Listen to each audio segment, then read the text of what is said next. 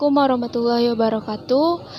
Saya Nadia Erli dari Ilmu Sejarah B dengan NIM 1910711030. Di sini saya akan mereview sebuah buku yang berjudul Terbentuknya Sebuah Elit Birokrasi, di mana pengarangnya bernama Heather Sutherland.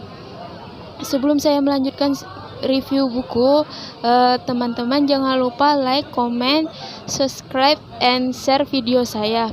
Semoga bermanfaat. Baik, saya lanjut saja menjelaskan tentang buku tersebut. Baik, kembali ke pembahasan buku ini.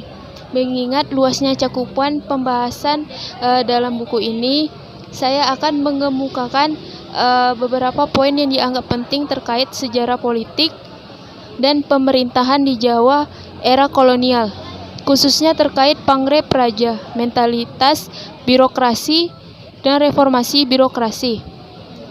Poin pertama yang akan saya bahas yakni Pangreh Praja. Pangreh Praja sebutan bagi para pegawai negeri pribumi di bawah pemerintahan kolonial Belanda.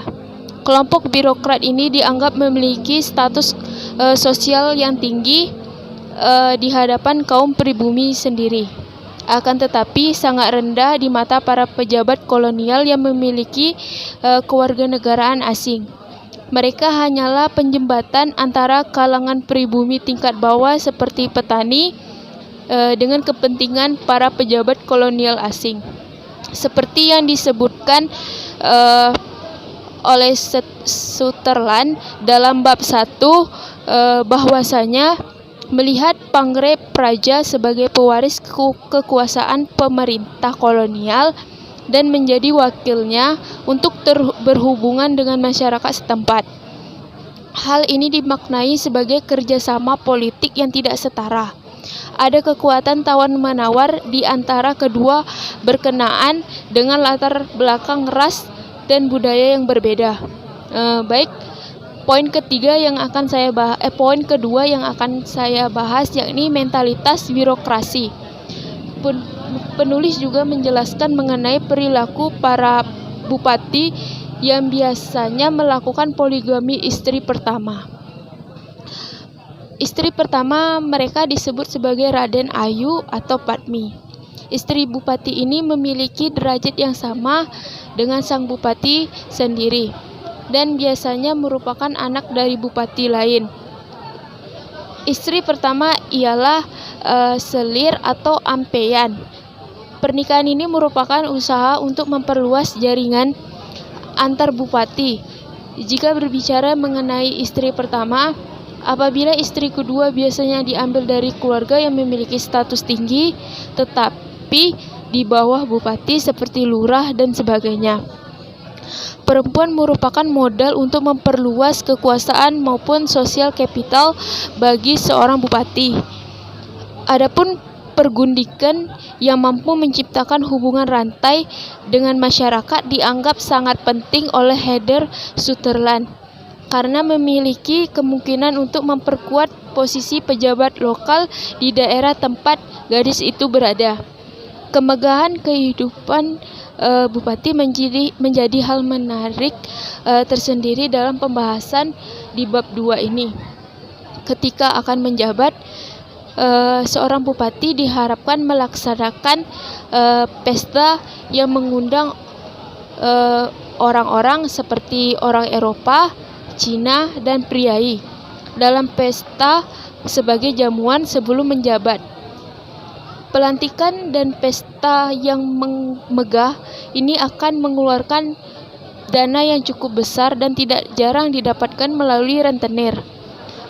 Penulisan menjelaskan betul hobi buruk para priai yang dianggap destruktif dan boros seperti berburu, berjudi, minum minuman keras, menggunakan candu atau memadat, dan bermain dengan perempuan. Bahkan tidak jarang bupati yang belusukan ke pedesaan bukan untuk bekerja melainkan bermain dengan perempuan. Perilaku yang sekarang dapat dimaknai sebagai gila hormat tidak sama maknanya dengan masa lalu. saat agenda seperti Lebaran, bupati di sebuah daerah akan menggunakan busana kebesarannya secara lengkap, dan setelah melakukan sembahyang di masjid akan mengadakan gamelan di mana para pejabat di bawah bupati tersebut ikut duduk di sekitarnya dari pati hingga mantri.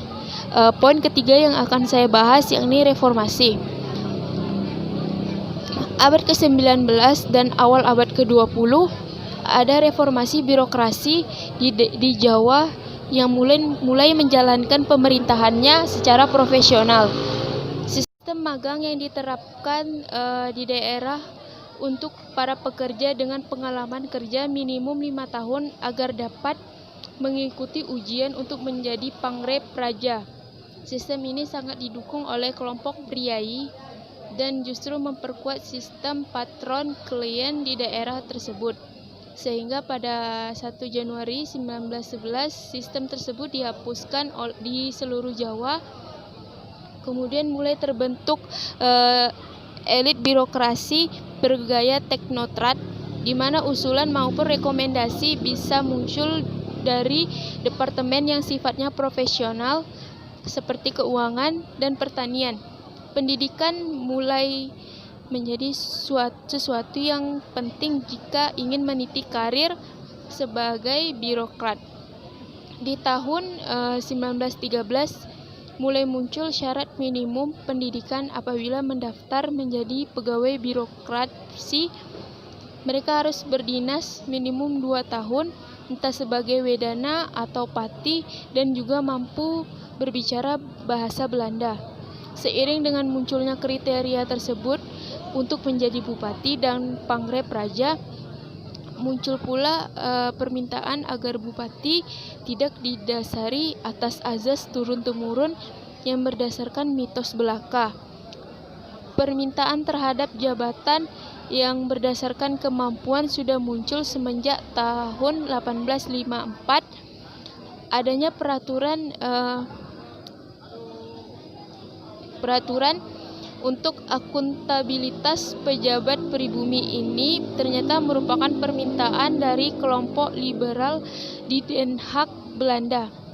Pada tanggal 1 Juli 1915, pendidikan telah menjadi titik tekan apabila ingin menjadi birokrat atau pangrep praja. Namun, tetap dengan memperhitungkan senioritas. Apabila ada 2 atau lebih pribumi mendaftar sebagai pejabat pribumi, setelah diterima maka akan mendapatkan pelatihan menulis agar mampu menjadi juru tulis yang handal untuk mempekerjakan sebagai pembantu pangrep praja. Atau sebagai kompensasi penghilangan sistem magang di daerah kabupaten. Buku ini adalah salah satu usaha untuk menguat reformasi birokrasi melalui metode historis dengan fokus di Jawa dan cocok untuk mahasiswa ataupun dosen yang berfokus dalam pengkajian birokrasi dan juga pembahasan budaya birokrasi di Indonesia. Corak-corak feodalistik masih terlihat di abad ke-21 saat ini. Dan buku Heather Sutherland ini secara pandai mampu mengangkat sisi lain dari sebuah perjalanan sistem kebijakan politik yang diterapkan. Lebih dalam lagi, ia menyoroti lika-liku perjalanan elit birokrasi kerajaan pada masa kolonial yang sangat bergejolak. Elit pribumi seperti yang telah banyak disebut di atas tetap memegang jabatan penting di wilayahnya, namun tidak lagi berdiri paling tinggi dalam kekuasaan. Pada masa kolonial, ia dapat disebut sebagai pegawai pemerintah kolonial. Pangrep praja sebagai kolaborator kolonial mempunyai perkembangan sejarahnya sendiri yang tidak dapat dilepaskan dari kebijakan-kebijakan pemerintah kolonial di pusat Batavia.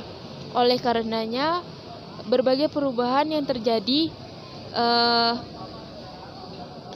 di tataran kebijakan pemerintah. Dari perubahan-perubahan tersebut yang jelas terjadi adalah bagaimana kekuasaan elit pribumi diintervensi oleh kekuatan baru yang sangat kuat, dan hak-hak kerajaan dahulu dihapuskan sehingga mereka mencoba bergeliat dengan berbagai kondisi yang ada. Sekian review yang saya jelaskan, semoga bermanfaat. Apabila ada kekurangan mohon dimaafkan. Wabillahi taufiq wal hidayah. Wassalamualaikum warahmatullahi wabarakatuh.